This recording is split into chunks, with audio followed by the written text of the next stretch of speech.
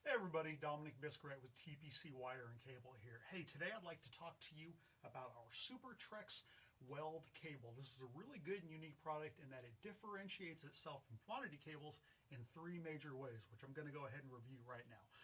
The first difference you will notice between these two pieces of 2-aught, we have the Super-Trex, which is a TPC product. We have a commodity 2-aught product here. And the first difference I'll go ahead and address is the separator between the stranding and the jacket. We'll start with the commodity cable. It has a mylar. You can kind of see it crinkling right here.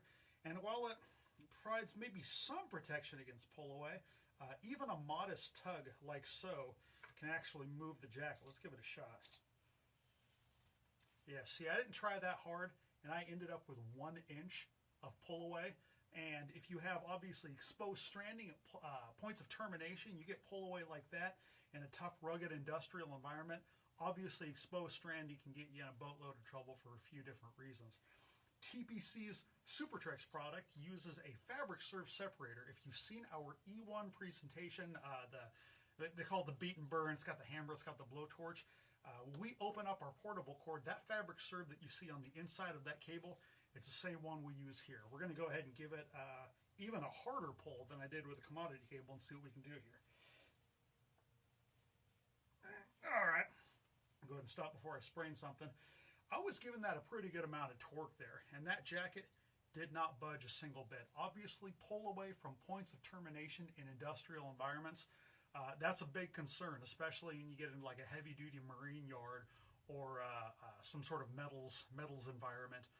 Pull away from a point of termination, that's something that our product is much, much better at preventing. The second difference you'll see is the jacket.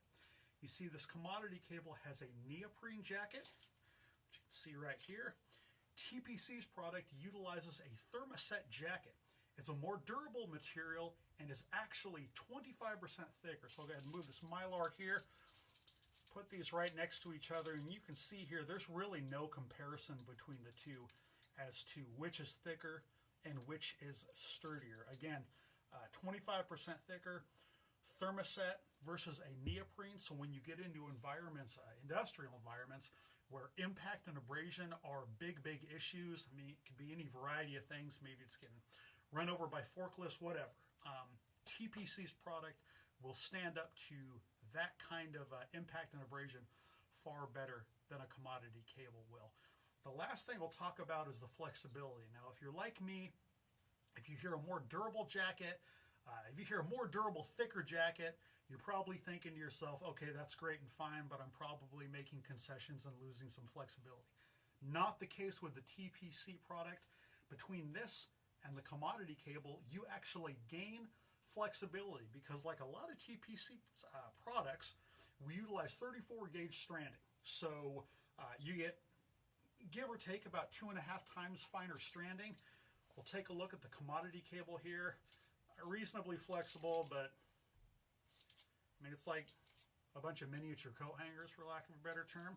You give it the crank test, and this thing kind of gets torqued up like that really easily. Now let's jump in on this TPC product. No problem. All day long, you see the stranding moving around very freely. When you give this the crank test, it's really no problem at all. So like I said, more durable jacket, thicker, and with the finer stranding, you get a lot more flexibility. It makes it a lot easier to handle. A couple wins that we've had, I know that on the East Coast, we've got a shipyard out there that we have a total cost of ownership written up with them that since they switched over X amount of time ago, whatever it was, they've put themselves ahead just with how long it lasts, a couple $100,000, which obviously is a very big number, even extrapolated over the course of a few years.